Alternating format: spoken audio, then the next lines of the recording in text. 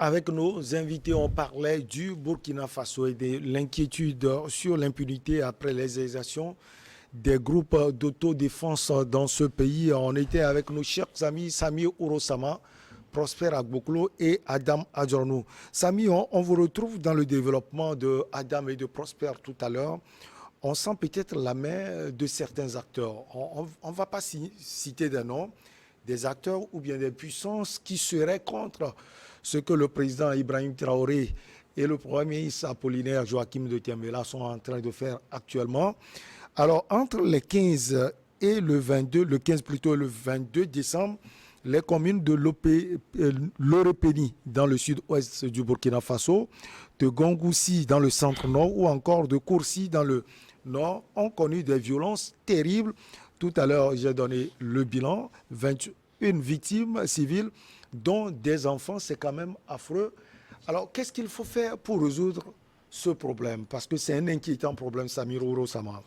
Mais moi, j'étais surpris quand mon cher ami parlait des efforts qui sont en train d'être consentis ou qui sont en train d'être faits par les autorités. Mais ces gens-là s'amusent avec le pouvoir. Vous savez, l'armée pense que le pouvoir, c'est un objet ou c'est un jouet avec lequel il faut s'amuser.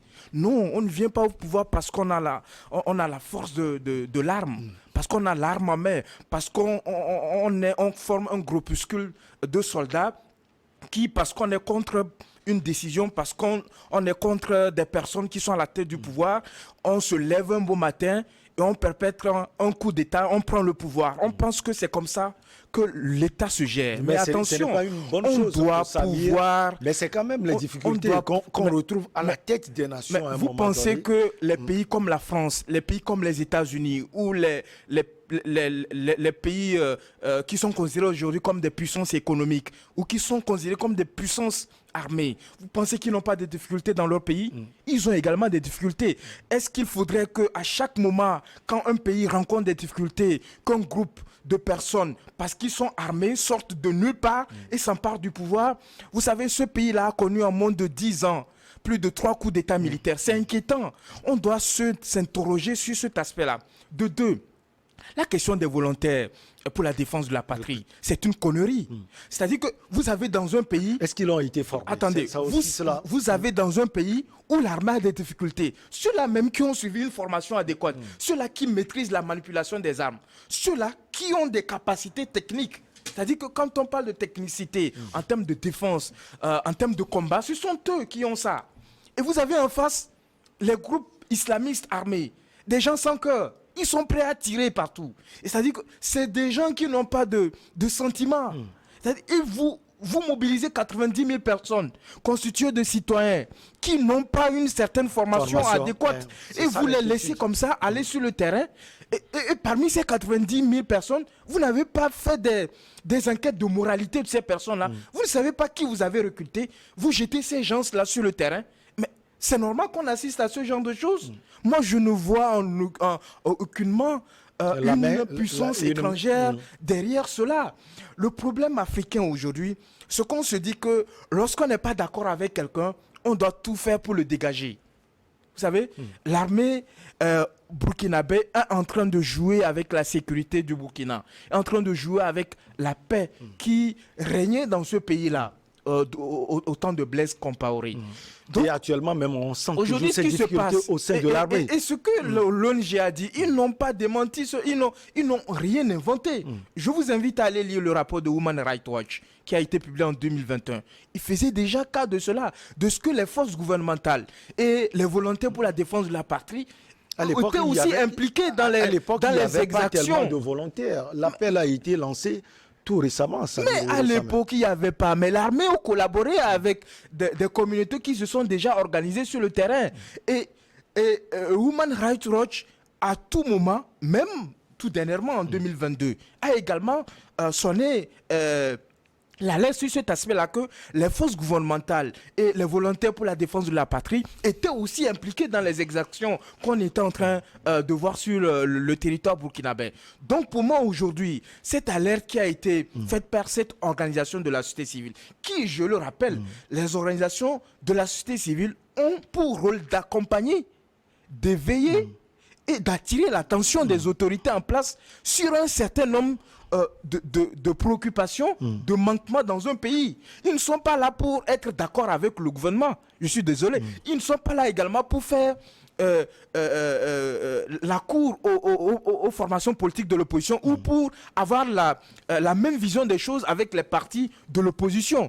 Quitte à ce que les gens puissent donner une connotation à une position d'une organisation de la société civile selon ce que ça l'arrange ou pas, selon ses intérêts ou pas. Mais aujourd'hui, ce qu'on devrait retenir, c'est que les autorités burkinabées doivent prendre toutes les dispositions nécessaires important. pour prioriser la paix, Madame parce que ce que nous avons assisté la dernière fois, où ils sont en train de faire tout et tout pour garder le pouvoir en poursuivant par exemple le lieutenant-colonel Zougrana. Quelqu'un qui est là... On nous parle de tentative de coup d'État. Mais quelle tentative de coup d'État? Est-ce qu'ils ont démontré ou ont exposé les éléments matériels pour prouver la culpabilité ou le fait que le gars veut prendre le pouvoir ou pas? Donc vous voulez dire qu'au moment où ce pays est confronté à des soucis sécuritaires, au niveau de l'armée, il y a toujours des problèmes. Mais il y a toujours des problèmes. Et nous, on n'a pas encore fini d'assister à ces remous-ménages dans l'armée. Hein. Vous allez voir.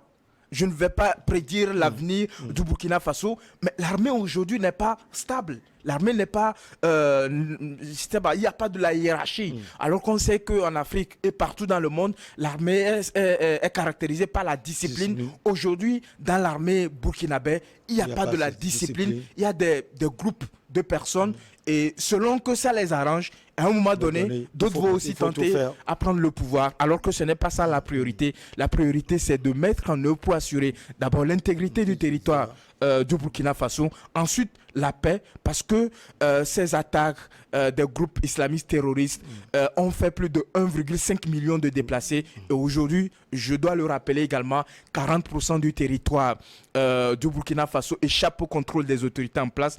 Et on nous fait savoir également que la troisième ville la plus peuplée du Burkina Faso, Koudougou, est en train également de sombrer dans ce chaos-là. Alors, Prosper Agbokoulou, on ne va pas parler que de ce rapport, puisqu'il y a encore un sujet sur le Burkina Faso. On va aller vers ce sujet.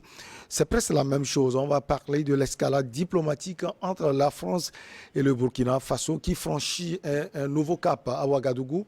Les autorités de transition ont demandé à la France de rappeler son ambassadeur accrédité au pays, Luc Alad. Les autorités militaires estiment qu'il n'est plus un interlocuteur fiable et ne souhaitent plus travailler avec le diplomate français.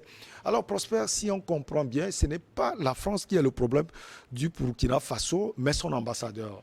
Qu'est-ce qui peut l'expliquer? Non, moi je suis enfin pragmatique dans les propos que je tiens. Je vous dis quelque part que toutes les formes d'escalade auxquelles nous assistons en Afrique sont véritablement manipulées. Oui, manipulées, artificielles. Ouais. Vous savez, avant la colonisation, tout ce qui a précédé, l'Afrique était un continent, enfin, une société, allais-je dire, bien organisée. Les brouillons commençaient lorsque on a eu vent d'occidentalité, tout ce qui est arrivé en Afrique, c'est à partir de là que toutes ces formes donc, de gabégie sont nées. Et moi, je dirais tout simplement, tout de suite, quand le juriste développait les choses, oui, entre-temps, il y avait eu des bavures militaires, on nous envoie des soldats, des casques bleus qui tuent les populations. Ce ne sont pas que des groupes d'autodéfense qui le font. Maintenant, si ces groupes d'autodéfense le font, à quel degré proportion? Moi, je voudrais qu'on nous le dise. Voilà. Qui va faire les rapports? Qui va pondre ces rapports-là? Ce sont ceux-là qui viennent vers nous, qui nous disent que nous ne sommes pas en paix, qui vont nous aider par la paix. Depuis qu'on a instauré ces casques bleus, ces minutie, quoi, on a instauré en Afrique là. Quand est-ce qu'on a eu la paix? Ce qui est là, ça s'aggrave de plus. Maintenant, pour les coups d'État, je suis d'accord avec Samir que je ne suis pas pour les coups d'État. Mais il y a des circonstances qui arrivent où il faut analyser pour savoir pourquoi. Quand on parle du Burkina Faso, Oui. est-ce qu'il y a utilité aujourd'hui, selon vous, Prosper Agbokoulou plutôt, de faire ce coup d'État? D'abord, c'était Paul-Henri Sandaogo Damiba, ensuite le jeune Traoré. Oui, Traoré avait été d'abord, c'est lui qui était à la tête donc de l'autre coup d'État. De l'autre coup, et on a placé. Maintenant, quand on est venu, on a un objectif. Ils sont venus avec un objectif. Et moi, je dirais à M. Samil que le calme et la paix qu'il y avait au temps de Blaise Compaoré était un calme apparent. C'était un calme apparent. Parce que ça, c'est une évidence. oui, c'était un calme apparent.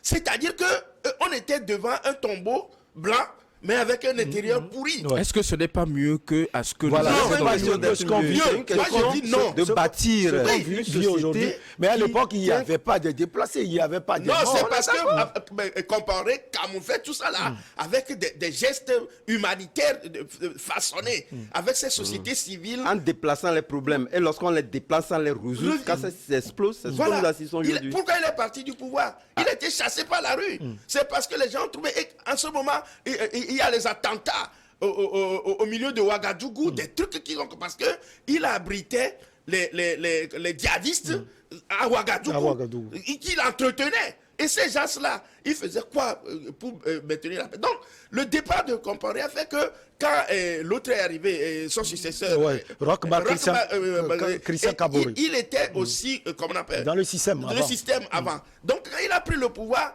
il n'a pas su vraiment maîtriser le contour sécuritaire surtout. Voilà. Ce qui a fait que les coups d'État se succèdent. Et moi, je dirais à M. Samil que les coups d'État ne naissent pas parce qu'on veut prendre le pouvoir. C'est parce qu'il y a une situation. Maintenant, quand les Occidentaux savent que quand ils placent leurs hommes et qu'après ils sont comme on a balancés, renvoyés, chassés du pouvoir, ils cherchent par tous les moyens. Pourquoi est-ce que Damiba est parti? Il a échangé sa treillis militaire contre la veste. Vous l'avez vu, un militaire qui a pris le pouvoir, qui voulait redresser la situation, qui au-delà de tout concept se met donc en veste pour se présenter devant. La différence. Et selon vous, donc, il était porté par la France parce qu'on parle plus de l'ambassadeur français. L'ambassadeur, qu'est-ce qu'il a fait? Il avait pondu un rapport pour alerter l'opinion internationale sur une guerre civile probable au Burkina. C'est pas ce qu'on sent aujourd'hui. Non, c'est au Burkinabé. C'est parce qu'on sent Prosper avec ces rapports dressés par les Burkinabés encore sur ces groupes de Et ces Burkinabés-là, il faut nous les démontrer. Qui sont ces Burkinabés-là? Qui sont ces Burkinabés-là qui sont sur le territoire? C'est des rapports parfois pondus ailleurs et qu'on donne aux gens à qui on sursure des trucs pour pouvoir porter haut comme on appelle, la politique qu'on veut installer dans les pays. Et pour moi, je serai jusqu'à ma mort, je ne croirai jamais à ces rapports. Ces rapports-là sont falsifiés la plupart du temps. Et souvent, on nous les envoie. Et quand l'ambassadeur, lui, va au-delà, un État est un État souverain. Je n'accepterai pas que l'ambassadeur de France, ni d'Allemagne, d'Amérique, fasse les choses à la place du Togo. Que le gouvernement soit là et que lui, il envoie déjà des signaux d'alerte pour scandaliser la population. Ça fait peur. Il a envoyé cela aux députés français. Oui, aux députés. Il a alerté les autorités françaises. Jusqu'alors, on sait qu'au Burkina Faso, nous avons les ressortissants français. Ah non. Mais ils sont énormément présents dans toutes les villes françaises. Alors, Dans toutes les villes burkinabées. Donc, c'est normal. C'est le rôle de l'ambassadeur de France au Burkina Faso. Est-ce qu'il peut le faire pour alerter? Parce que, bon, selon ce que Prosper nous dit, lui, il voit de loin une situation et il a alerté des députés français. Non, je pense que l'attitude de l'ambassadeur de France vient attester en réalité ce que est en train de voir plus loin les autorités actuelles du Burkina Faso. Mais permettez, avant que je ne continue par développer cet aspect de la chose, de dire que, vous savez, c'est réellement un spectre assez effrayant. N'oubliez pas que nous sommes dans les analyses. Et lorsqu'on a une vision assez paternaliste, où on avance des choses avec positivité, sans prendre part à ces gens de choses, ça cause problème, parce que nous sommes devant une population qui nous suit. Et lorsqu'on affirme que voilà ces sociétés civiles, qu'est-ce qu'ils veulent, les gens s'amusent avec le pouvoir, ça cause problème. Personne n'a été d'accord, vous connaissez moi ma position en ce qui concerne sur les coups d'État. Mais pendant que nous y sommes, est-ce que c'est parce qu'il y a eu coup d'État qu'on ne doit pas analyser la situation actuelle au regard des faits, des dits, des non-dits, des clairs-obscurs que les gens développent sur le terrain? Ce n'est pas pour la raison du fait qu'on a un coup d'État qu'il faudrait dire que voilà, les gens sont en train de s'amuser avec le pouvoir. Mais c'est ce qui se passe. C'est ce qui se passe aussi. C'est son analyse aussi. C'est ce qui se passe. Ici, C'est-à-dire qu'entre l'armée, on n'est pas d'accord par rapport à une solution. Ça cause problème. Ça cause problème à partir du moment où vous n'êtes pas acteur de la prise en compte de cette décision-là, où vous affirmez devant une population que voilà tel ceci. Ça cause problème.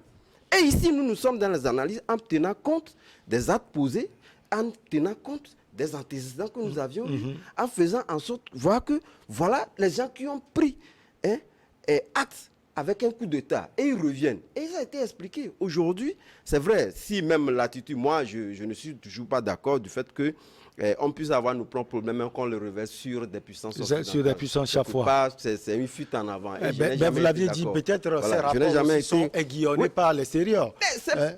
On l'a vu au Mali. C'est plausible. Pour la simple, je l'ai dit tantôt, vous prenez des gens qui sont issus d'une communauté, c'est vrai, nous n'avons pas ce niveau de solidarité. Puisque Si vous dites que c'est parce qu'on est issu d'une communauté qu'on ne peut pas commettre des actions de violence, je ne suis pas d'accord avec vous. Autour de cette population-là contre la Russie, nous n'avons pas, je l'ai toujours dit, si nous ne prenons pas les pays africains qui sont toujours prêts, du fait qu'on leur dit que voilà une puissance vient vous dire que vous prenez le pouvoir tout de suite, ils sont prêts à se désolidariser de leur population et à ne voir que le pouvoir, ce qui n'est pas le cas chez nous ici. Alors, est-ce que ce problème actuel, Adam Adjorou, ne crée pas encore un problème ou bien ne crée pas un problème entre le Burkina Faso Non, et la France? le Burkina, quoi qu'il en soit, est un État souverain et vous savez, ce sont les militaires. Lorsqu'on parle des renseignements, ils ont les renseignements les plus fiables possibles.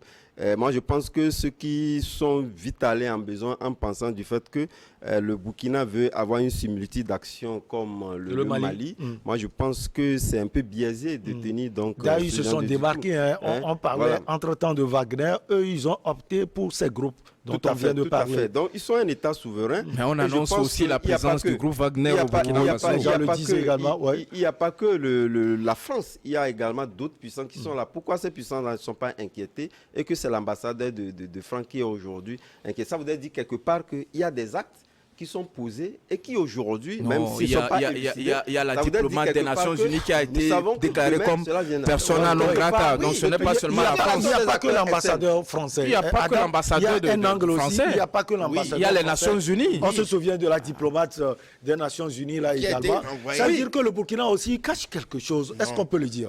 Non, moi je pense que c'est pourquoi je dis c'est trop tôt de le dire. Nous avons des autorités, même s'ils sont des putschistes arrivés au pouvoir, ils ont quand même cette allure-là d'amour de la patrie, qui sont en train de défendre. Même si aujourd'hui, on peut plus ou moins critiquer les actes qui sont en train d'être faits à partir du moment où la population n'a pas l'entièreté de la paix, il va de soi qu'on puisse donc critiquer un certain nombre d'actes donnés. Mais je pense que quelqu'un issu d'un autre pays ne peut pas avoir l'amour du Burkina Faso pour que les Burkinabés eux-mêmes. Donc, de toute évidence, lorsque cette question est posée, je pense qu'il est trop tôt de dire que voilà, les gens sont en train de prendre des déviations qui ne conviennent pas.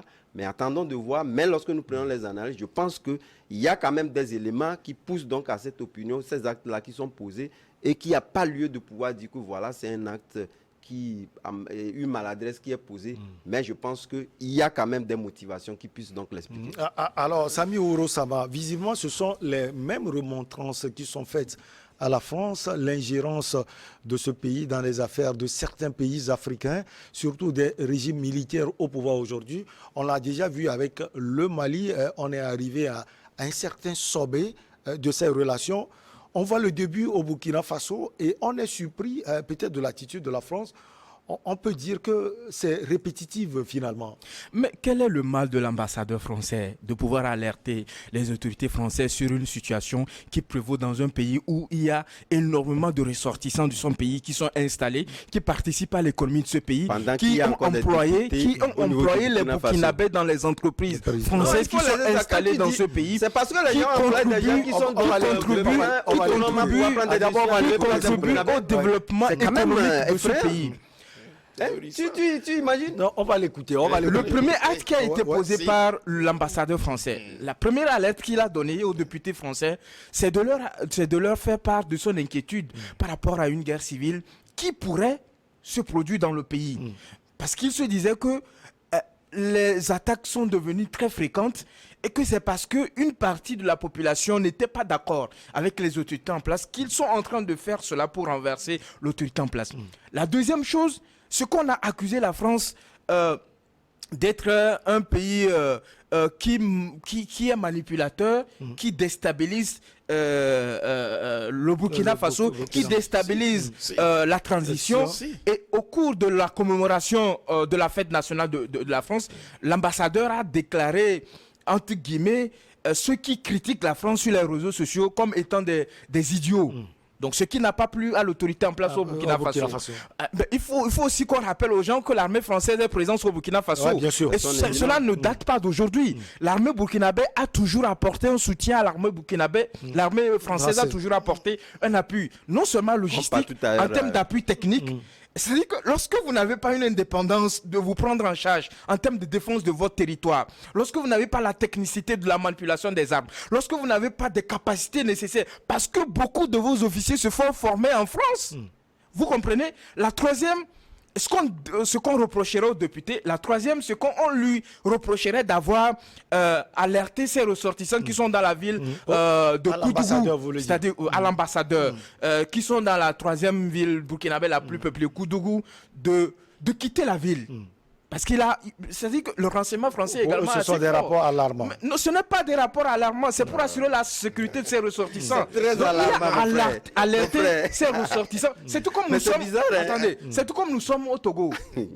Et que le gouvernement américain appelle les ressortissants américains qui travaillent dans la zone, par exemple, des savanes, de ne plus s'y rendre. Mais qu'est-ce qu'il y a d'alarmant là-dessus? Ils sont libres d'alerter. Dans un pays où tu es. Mais dans un pays où nous sommes comment? Nous sommes. Attendez que je termine mon raisonnement.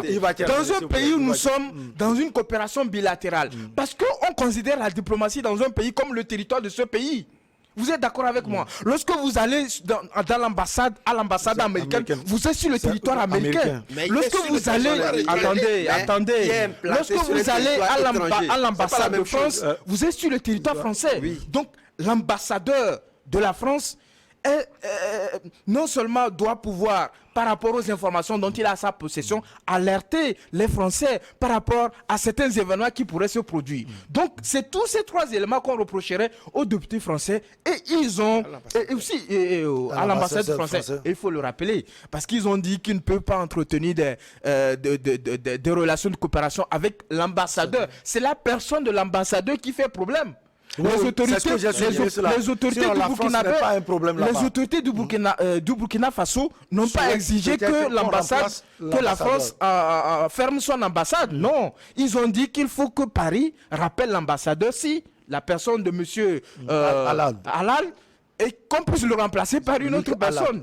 Donc, sur ce point-là, moi je suis d'accord que l'ambassadeur, par rapport aux informations qu'ils ont à leur possession, et vous savez que le renseignement français aussi fait partie de l'un des renseignements les plus puissants au monde, qui ont des informations, ce que nous n'avons pas pour le moment, parce que le Burkina n'a pas ces moyens-là, sinon 40% du territoire ne les échapperait pas. Donc, ils n'ont pas des informations fiables et que normalement, ils doivent pouvoir se rapprocher ou convoquer l'ambassadeur pour plus d'explications par rapport à ces déclarations. Peut-être que cela va contribuer à ce que la situation puisse être maîtrisée ou pas. Mais là, ils sont en train de prendre la voie de la junte au pouvoir qui est au Mali. Parce qu'ils sont en train de... ils sont en train de faire comme le Mali, vous exactement. C'est-à-dire que... Puisque c'est ce qui marche aujourd'hui au sein de la population. Oui, ajoutez, oui. Je vais faire comprendre à mon ami que lorsque vous allez en Allemagne, il y a des milliers de soldats américains en Allemagne qui ne veut pas dire que l'Allemagne n'est pas une puissance militaire. Je vais lui faire et je peux multiplier la question par 10. C'est un acte de puissance militaire. Non, moi je ne vois pas l'intérêt. Je ne vois pas l'intérêt de cette déclaration-là. Je ne vois pas l'intérêt. Je vois pas l'intérêt. Donc pour lui démontrer que si nous avons aujourd'hui des bases partout ailleurs, ça ne veut pas dire quelque part que les puissances ou parmi les militaires de ces pays-là ne sont pas puissants. C'est une question de géopolitique. Non. Alors, ça c'est trop simple.